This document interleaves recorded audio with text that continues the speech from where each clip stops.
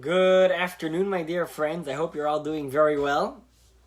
Today we're going to be learning chapter 2 in the Laws of Brit Mila, the Laws of Circumcision.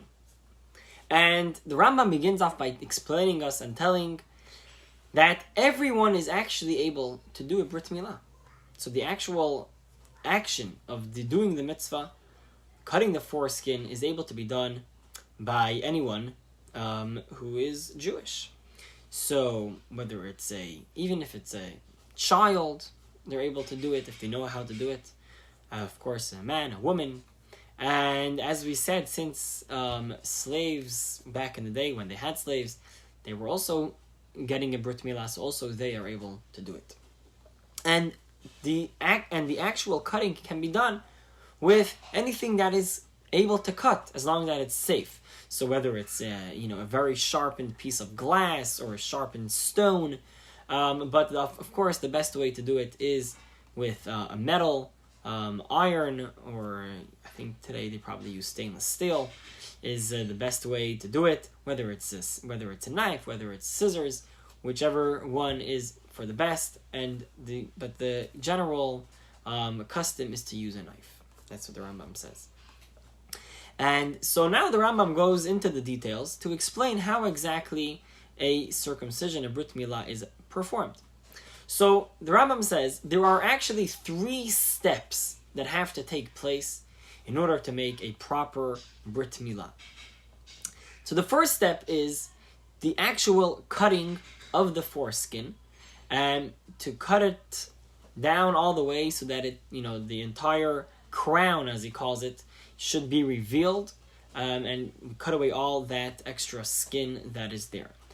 After that comes the second step, which is to pull down the skin, and that the entire crown should be able to be seen, should be revealed.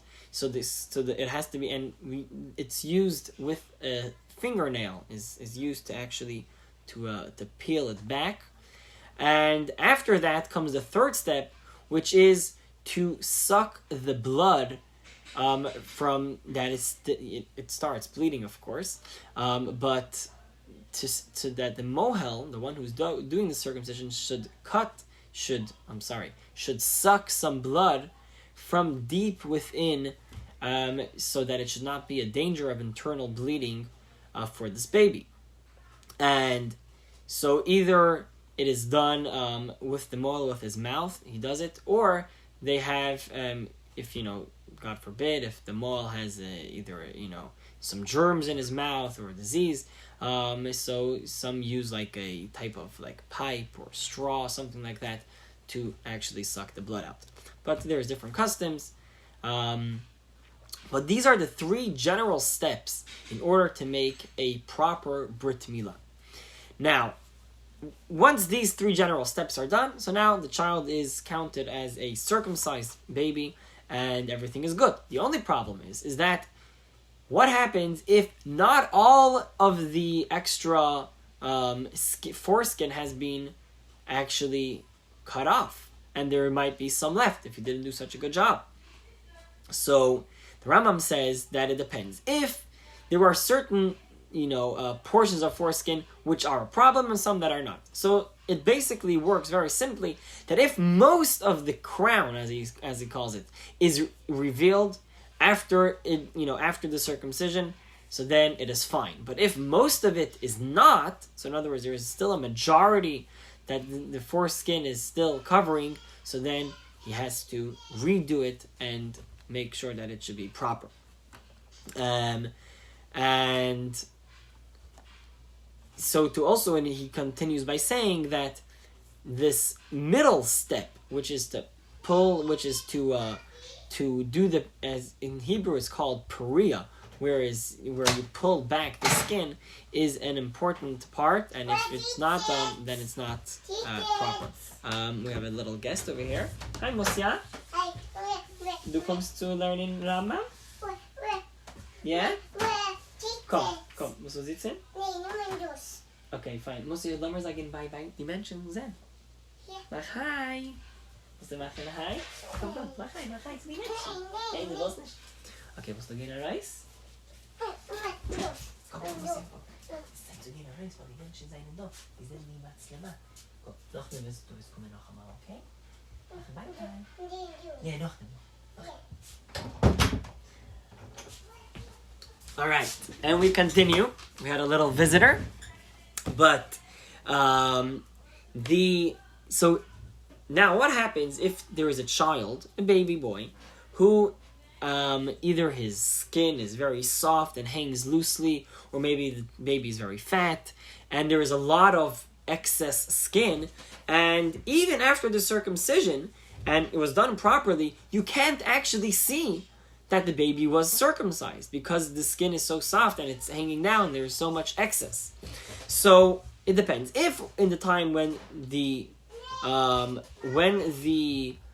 when there is an erection, you're able to see that there was a circumcision done, so then everything is fine. But if even when there is an erection, you still can't see, so then it's not good, and they have to do it again.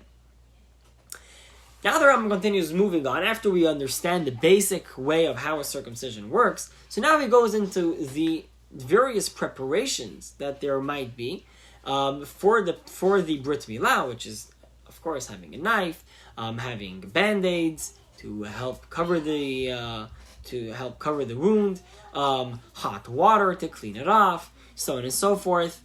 All of these preparations have to be done, of course, before the actual circumcision is done, so that you can have everything at hand. The problem is, what happens if the circumcision takes place on Shabbat? If you have a Brit Mila, the child was born on Shabbat, and now the 8th day is on Shabbat, what happens now? How are you able to do all these preparations?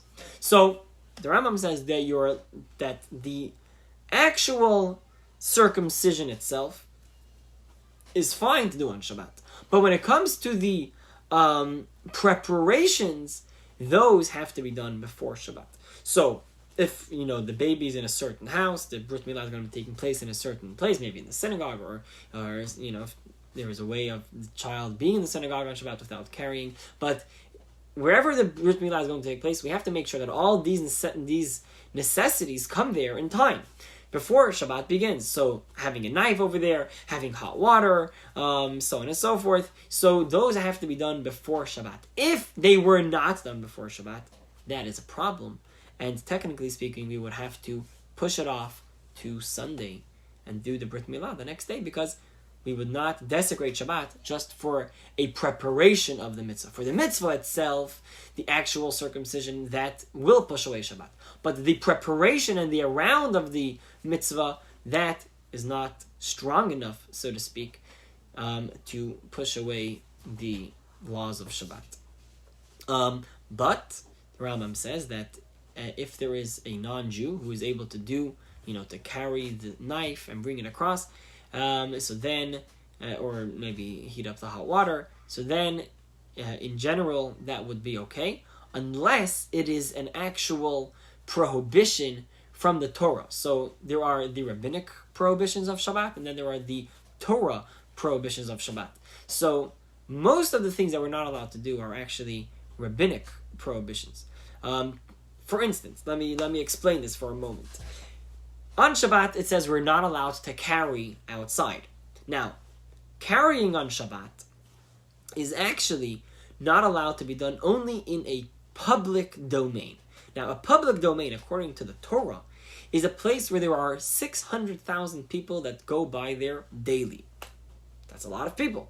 So if we're talking about Fifth Avenue, Manhattan, so there's over 600,000 people that go there daily. So that place is going to be a real public domain according to the Torah. Anywhere which is not 600,000 people, but maybe only 500,000 or less. So that is still going to be counted as a public domain, but only according to the Rabbinic ordinance. And therefore, we do not carry in a public domain, only in our backyard or in our house.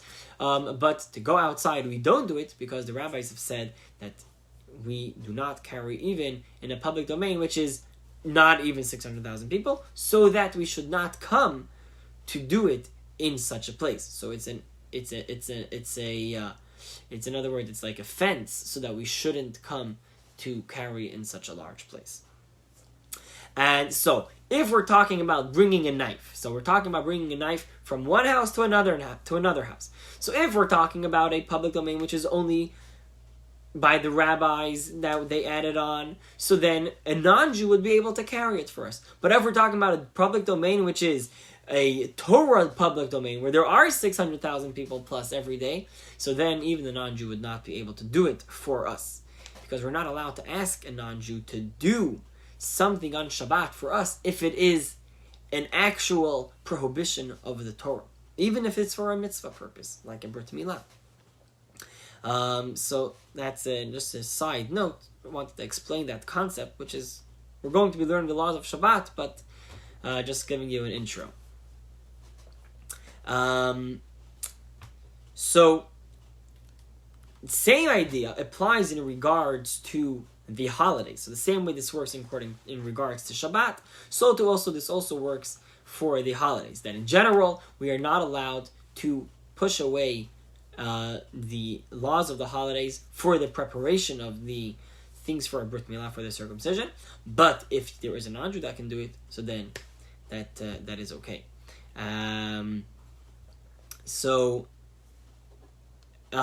There are actually, and then Rambam finishes off by saying that there are certain herbs that are helping with the bleeding and so on. So since they are actually food, so on the holiday we are allowed to prepare food. So therefore we are allowed to prepare those herbs. But on Shabbat we would not be able to, because we're not allowed to prepare food from scratch on Shabbat, to cook food and so on and so forth. But that is the general idea of the basics of Brit Mila, which is the end of the chapter of today. So tomorrow we're going to be learning the last chapter, and we are actually finishing the book. And my friends, this is lesson 101 already of the Rambam. We have learned over 100 chapters together over the last couple months, and we have done quite an accomplishment. So we're going to be finishing off tomorrow night the end of this book, and we will continue with the new book just on Sunday, God willing. All the best. Have a very good Shabbat in the meantime, and we will see you.